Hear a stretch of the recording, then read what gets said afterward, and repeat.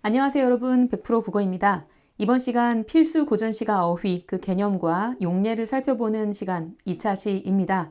2차 시에 오신 걸 환영합니다. 감사합니다. 오늘도 유익한 알물 하나하나 채워나가는 그런 시간을 만들어 보십시다. 여러분, 제가 시작하기 전에 이런 문장을 한번 적어봤어요. 이 문장이 딱 와닿아서 제 수첩에 받아 적었는데요. All big things have small beginning입니다. 여러분, 지금 하고 있는 일들이 너무 작게 느껴질 때가 있을 수 있습니다만 그 작음에 대해서 스스로 느껴지는 그 초라함이나 작음에 대해서, 조바심에 대해서 너무 크게 생각하지 않았으면 좋겠습니다. 일희일비하게 될 수도 있을 거예요. 하지만 여러분은 점진적으로 나아가고 있는 중이라는 걸 스스로 알아주고 믿어줬으면 좋겠습니다.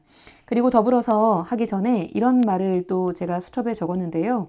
사실 제가 따로 적는 수첩이 있습니다. 일기도 쓰고 있는데 그거 말고 그 매일매일의 생각들을 적는 생각 수첩 같은 게 있는데요. 이게 한 100번째 기록 가까이 되니까 그동안의 생각들이 흐름이 되어서 이어지더라고요. 그런 메모를 한번 해보셔도 좋을 것 같아요. 매일매일 나를 응원하는 한 3줄 정도의 메시지를 스스로에게 적어보는 거죠. 어쨌든 저는 오늘 저한테 이런 말을 적었거든요. 하고 싶다고 하는 것들. 하고 싶다고 하는 것들을 할 수 있다. 하고 싶다고 하는 것들을 할 수 있다. 그리고 잘할 수 있게 된다는 것. 그렇게 하면 잘할 수 있을 것이다. 우리는 하고 싶다고 말하는 것들을 할 수 있고요. 또 잘할 수 있을 것입니다. 그리고 잘 해나가면 그 잘 해나가는 과정에서 마침내 기어이 잘하게 될 것이다. 이렇게요. 우리는 어쩌면 할 수 있는 것들 안에 하고 싶은 것들을 설정하는 것 같아요. 하고 싶은 걸 먼저 자유롭게 상상하고 떠올린 다음에 할 수 있다고 나를 믿어주면 좋을 것 같은데 말이죠. 할 수 있는 걸 먼저 생각하는 경향이 좀 있습니다. 하고 싶은 걸 먼저 자유롭게 떠올려 보시고 할 수 있다고 믿어주시고 그리고 그거를 잘 해나가는 거예요. 잘 해나가는 과정에서는 나중에 이걸 반복하다 보면 한 발짝 한 발짝 나아가다 보면 결국에는 잘하게 되는 그날이 있을 겁니다. 고전시가 필수 어휘를 하고 있습니다만 잠깐 제가 쓴 이 표현에서 물론 사실은 같은 의미로도 쓰입니다만 그 잘하다와 잘하다의 띄어쓰기를 어떻게 하나요? 이렇게 물어보는 경우들이 많아요.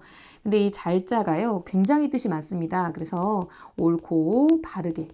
저는 사실은 이 첫 번째 잘을 옳고 바르게라는 의미로 쓴 겁니다. 여러분이 하고 싶은 일들에 대해서 할 수 있다고 믿어주시고 옳고 바르게 그 바른 마음을 가지고 나아가시길 바랍니다. 응원하겠습니다. 그리고 그렇게 하다 보면 그 잘의 두 번째 뜻이 높고 훌륭하다, 좋고 훌륭하다 이런 의미가 있어요. 좋고 훌륭하다. 그래서 어떤 좋고 훌륭하게 하게 되는 일이 있을 거예요. 사실은 이 잘하다의 이 두 번째 이게요, 요거랑 같은 뜻입니다. 그리고 세 번째로 익숙하게란 뜻도 있지요. 이렇게 참고로 그래서 저는요 이 잘하다를 좀 강조하고 싶어서 이렇게 그래서 어떤 분이 이미 국립국어원에 질문을 하셨더라고요. 이 잘하다와 잘하다가 어떻게 다르냐고 말이죠. 그래서 그 답변이 좋고 훌륭하다라는 의미로 쓸 때 이 잘하다라는 단어 이게 붙었잖아요. 새로 형성된, 새로 만들어진 단어거든요. 그렇게 쓸 수 있다고 하더라고요. 그래서 저는 이 좋고 훌륭하게 여러분이 되실 거라고 big things, 네, 큰 것들을 이뤄 나가실 거라고 그런 것들이 이제 한두 가지가 아니라 all이란 단어가 붙었죠. 그래서 많은 것들을 해나갈 거라고. 그리고 지금 하고 있는 공부는요. 그것들을 지금 해나가는 연습 과정이라고 생각하시길 바랍니다. 이렇게 자기를 조절하고 통제하는 그런 능력이 공부라고 하니까요. 자기 조절 능력을 기르면서 많은 것들을 해나가실 여러분을 응원하겠습니다. 자, 본격적으로 시작해 보겠습니다. 여러분, 솔입니다.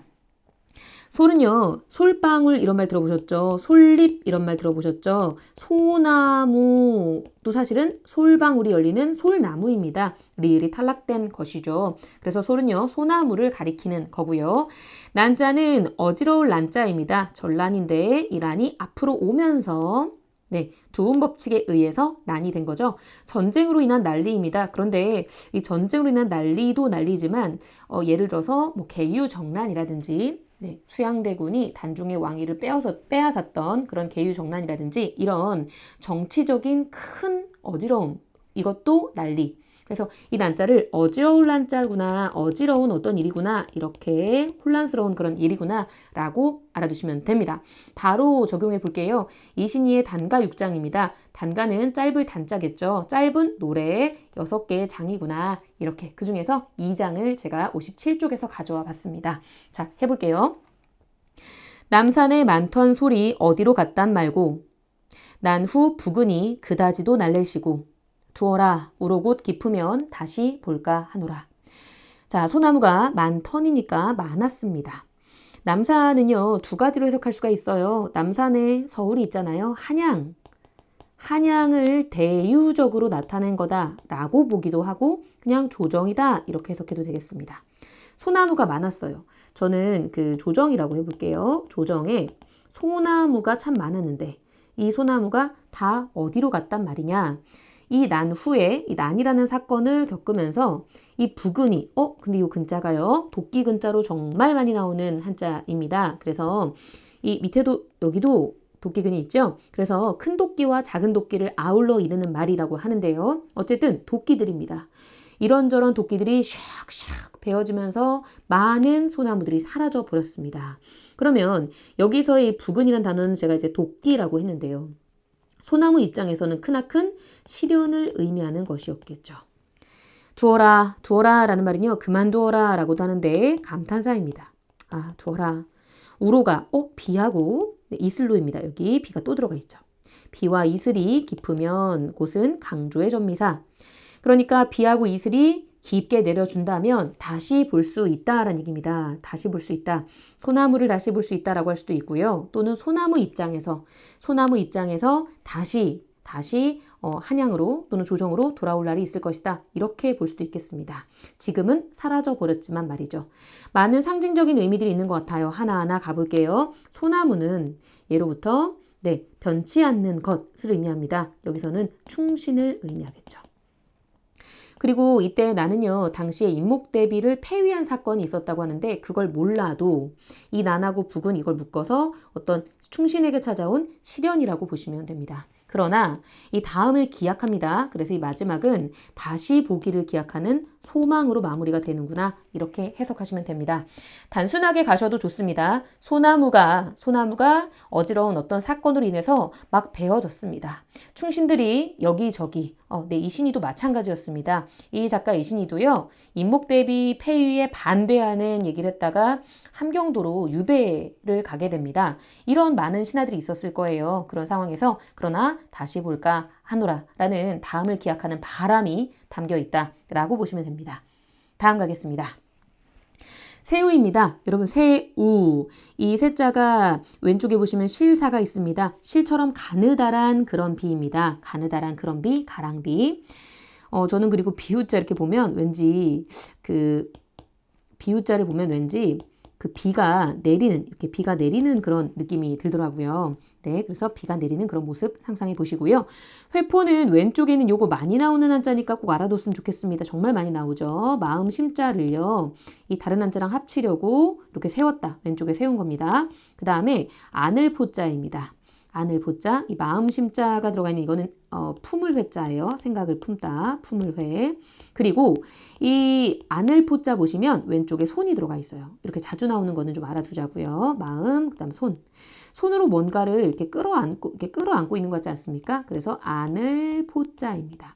그러면 이 한자는 뭔가를 품고 안고 해서 품고 있는 그 안에 품고 있는 생각을 가리키는 말이에요. 자, 예문 보시죠.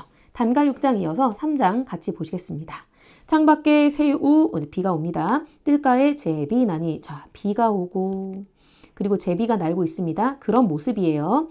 적객의 회포는 무슨 일로 끝이 없어. 잠깐 여기서 적객이란 단어는 정말 많이 나오는 단어인데요. 객자는 나그네 객입니다. 그럼 이 사람은 어떤 나그네냐면 적자가 벌 받다라는 의미가 있습니다. 벌을 받은 나그네. 벌을 받는 나그네? 이게 무슨 말일까? 참고로 여러분, 참고로 좀 알아두세요. 참고로 적강 모티프라는 단어 들어보셨나요? 적강 모티프. 네, 많이 보셨을 거라 생각해요. 강자는 하강 내려오는 거고요. 적자가 벌을 받는 겁니다.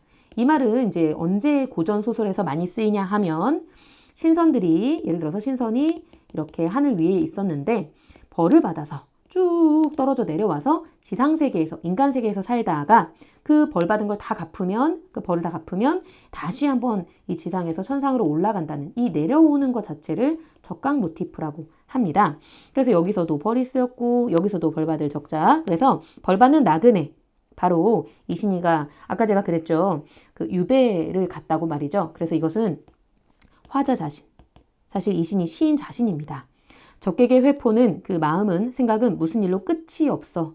저 제비가 비비 날비 날비입니다. 날아가는 것 같지 않나요? 날개. 그래서 나는 것을 보고 아휴 한숨 겨워 하나니.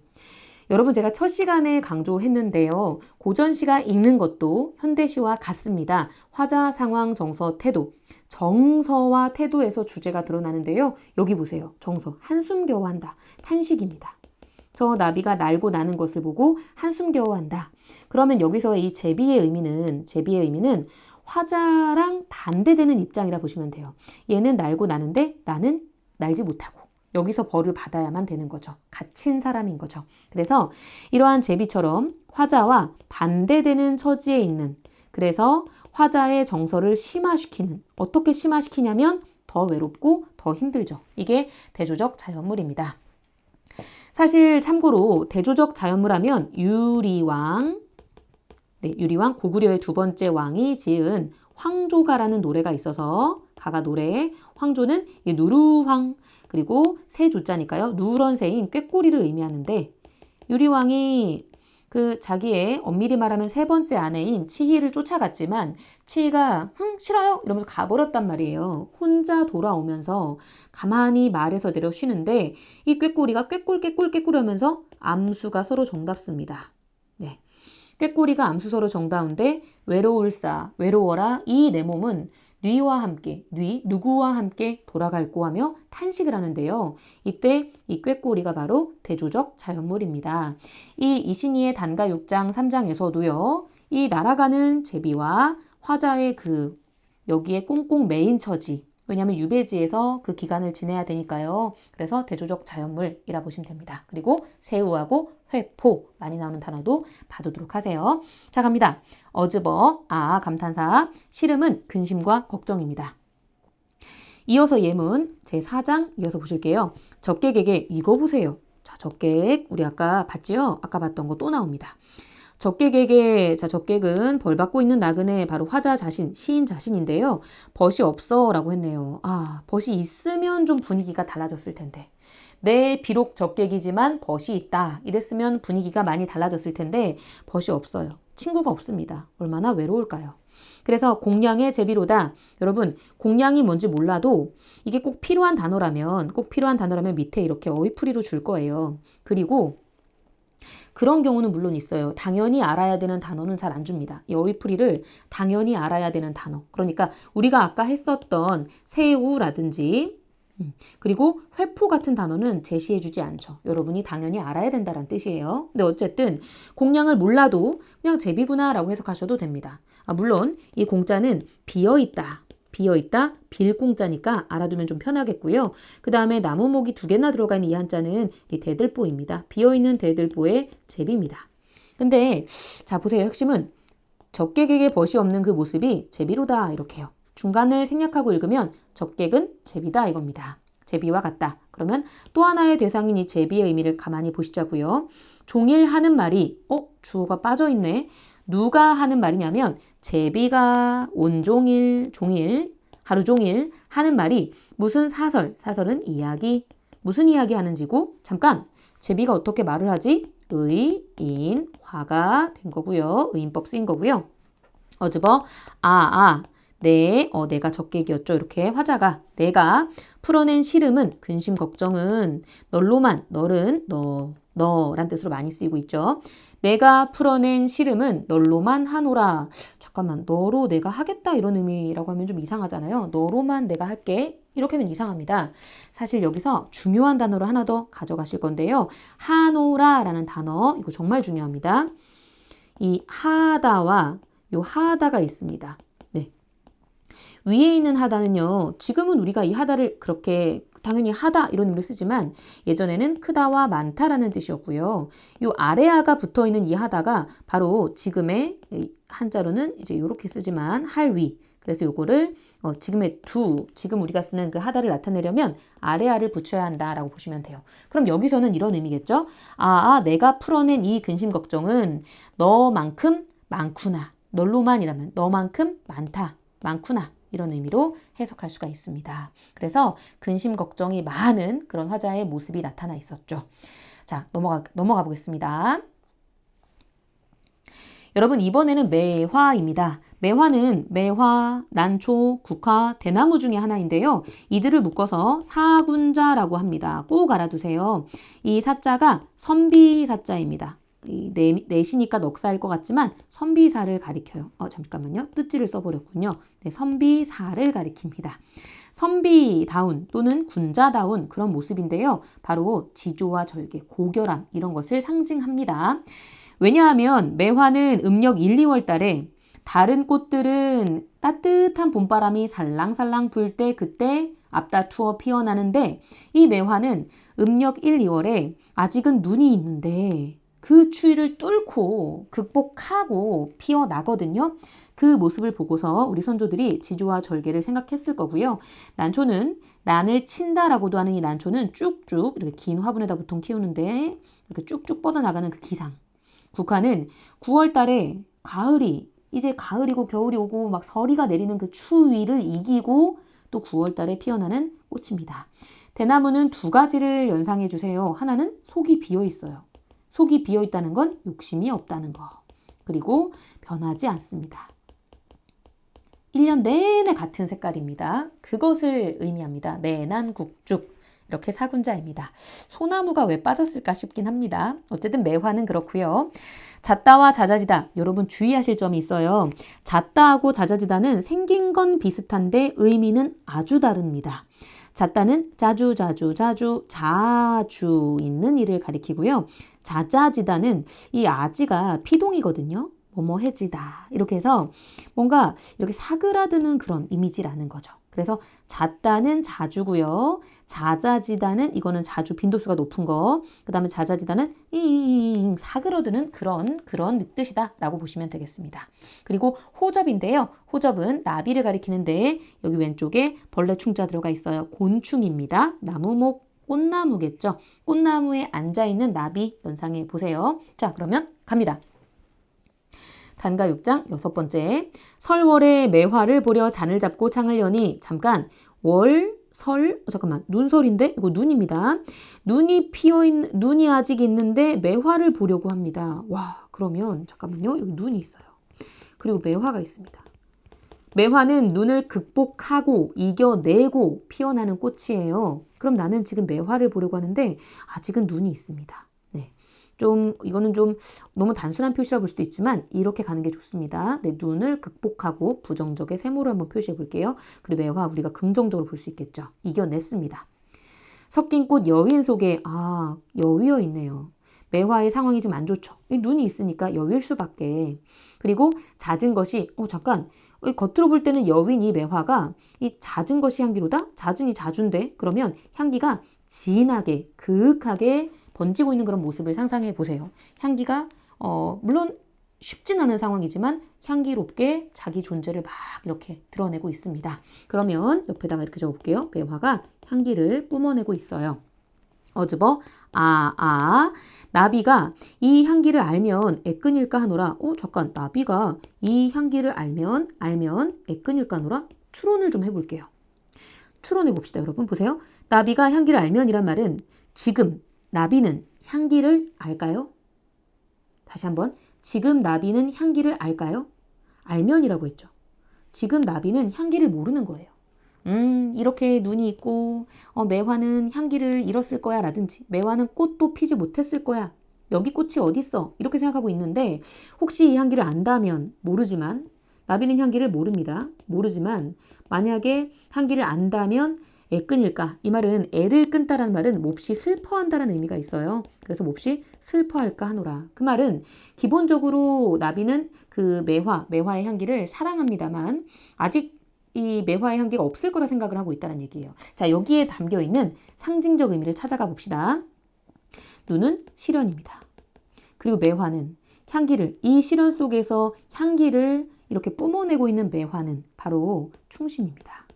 바로 이 신이 자기 자신입니다. 그리고 향기는 자기의 그 변치 않는 그 꼿꼿한 충성심. 그렇다면 이 충신을 그리워하고, 하지만 충신의 그 충성심을 아직은 모르고 나중에 안다면 혹 매우 슬퍼할 그 존재는 바로 왕입니다. 그래서 이거는 어떻게 보면 이렇게 해석할 수도 있겠죠. 이신이가 그 왕께서 이 유배에 와 있는 자기 자신이 여전히 변함없이 강렬한 충성심을 가지고 있는데 그걸 알아줬으면 하는 그런 바람이 은근하게 드러난다고 볼 수도 있겠죠. 자, 그리고 또 다른 예문 보도록 하겠습니다. 이 색인데요. 쪽수 안 나와 있습니다. 네, EBS 수능 특강 2025학년도 거에서가 아니라 제가 임의로 좀 추가를 한 건데요. 이 색은 고려의 유신입니다. 여러분, 고려의 유신. 네. 굉장히 중요한 사람입니다. 이 색의 시조를 한번 보실게요. 백설이 잦아진 골짜기에 구름이 머흐레라. 여러분, 머흐르다도 많이 나오는 단어인데요. 험하다라는 뜻이 있습니다. 그래서 백설이 이렇게 사라져가는 그 골짜기에 구름이 막 험하게 일어나고 있습니다. 그럼 누가 봐도 구름과 백설은 얘는 험하게 일어나고 있으니까 반대되는 의미를 갖고 있겠죠. 구름은 여기서 험하다고 했기 때문에 부정적이고 백설은 긍정적인 의미로 쓰였어요. 왜냐하면 백설이 사그라드는데 구름은 험하게 일어나고 있으니까요. 좀 어색하긴 합니다. 백설이 여기서는 이 눈이 부정적이었는데 위 예시에서는 말이죠. 네, 근데 시마다 다를 수 있음을 무조건 남기는 안 됩니다. 근데 어쨌든 이 상황에서 반가운 매화가 반갑다고 했죠. 매화는 안 그래도 사군자인데 반갑다고까지 했으니까 긍정적입니다. 근데 어느 곳에 피었는고라는 탄식. 그 말은 매화가 지금 보이지 않고 있는 것 같아요. 석양에 혼자 있습니다. 외롭죠. 갈 곳 모르죠. 많이 외롭죠. 즉, 이 고려 유신이었던 이색은 이때 구름은 조선을 개국하려는, 조선이란 나라를 새로 열려는 그런 세력들입니다. 그러니 석양, 해가 지는 시간대인데요. 해는 예로부터 왕을 상징하니까 이 고려의 왕조가, 고려의 국운이 막 기울어 가고 있는 이런 상황에서 혼자서 고려의 그 끝자락을 잡고서 포기하지 않고 그런 탄식, 안타까움 이렇게 마무리가 되는 거죠. 그래서 여기서 잦아진이라는 말은 사그라드는 그런 뜻으로 쓰였다고 보시면 되겠습니다. 여러분 여기까지입니다. 수고 많으셨고요.